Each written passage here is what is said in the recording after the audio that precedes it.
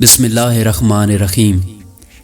हज़रत अनस रज़ी अल्लाह ताला अन्हु का बयान है कि एक दिन हम लोग हज़रत फ़ारूक आज़म रज़ी अल्लाह ताला अन्हु के पास बैठे हुए थे कि एक मिस्री बहुत ही बदहवासी और परेशानी के आलम में भागा हुआ आया और कहने लगा कि मैं इस वक्त आपके पास एक महफूज मकाम और मजबूत पनाह समझ कर आया हूँ। अगर आप मुझ मजलूम के साथ इंसाफ करने का वादा करें तो सूरत हाल अर्ज करूँ। अमीरुल मोमिनीन ने उसे तसल्ली और इत्मीनान दिला के अपने करीब ही बिठा लिया। फिर उसने बताया कि मैं मिस्र का बाशिंदा हूँ, जहाँ आपने उमरू बिन आस रज़ी अल्लाह ताला अन्हु को मुस्तकिल गवर्नी पर मामूर कर रखा है। उसी मिस्र के बाजार में एक दिन मैं घोड़े पर सवार होकर जा रहा था कि रास्ते में उमरू बिन आस के लड़के भी घोड़े पर जाते मिल गए। मुझे चूँकि जल्दी थी इसलिए मैं उनकी परवाह किए बगैर तेज़ी के साथ अपना घोड़ा आगे बढ़ा कर ले गया।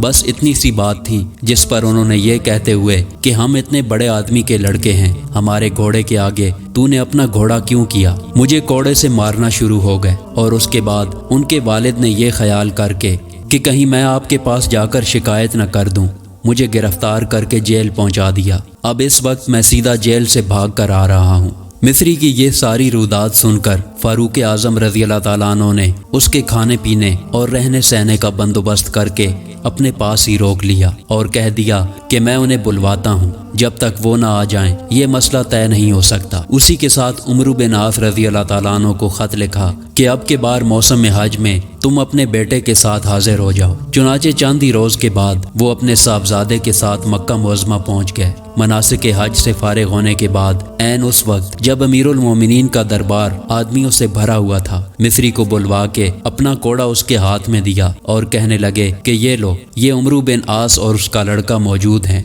मेरे सामने ही उनसे अपना बदला ले लो। हज़रत अनस रज़ी अल्लाह ताला अन्हु कहते हैं कि हम लोगों ने बहुत सिफारिश की मगर उन्होंने एक ना सुनी। मिस्री के हाथ में कोड़ा था और अमीरुल मोमिनीन के हुक्म से उमरू बिन आस रज़ी अल्लाह ताला अन्हु के लड़के के बदन पर वो कोड़े बरसाना शुरू हो गया। और खुद अमीरुल मोमिनीन के गुस्से का ये आलम था कि जब वो एक कोड़ा मारता तो आप फौरन कहते कि इस बड़े आदमी के बच्चे को अभी और मारो। चंद ही मिनट के बाद वो लड़का फर्श पर गिर पड़ा। उसके बाद फरमाने लगे कि अब जरा उमरू बिन आस रज़ी अल्लाह ताला अन्हु की भी कुछ खबर ले ले। उमरू बिन आस रज़ी अल्लाह ताला अन्हु लड़के की सजा पर थर थर कांप रहे थे और अपना नाम सुनते ही घबरा उठे और कहने लगे कि अमीरुल मोमिनीन, लड़के को जो मार पड़ी है वो हकीकत में मेरे ही दिल और जिगर पर पड़ी है। अमीरुल मोमिनीन ने उनके आजज़ाना कलमात पर रहम तो फरमा दिया मगर बहुत ही तेज़ लहजे में उनसे पूछने लगे कि आखिर खुदा की मखलूक को तुम लोग कब तक अपनी गुलामी की जंजीरों में जकड़ कर रखोगे। और उमरू बिन आस रज़ी अल्लाह ताला अन्हु का हाल ये था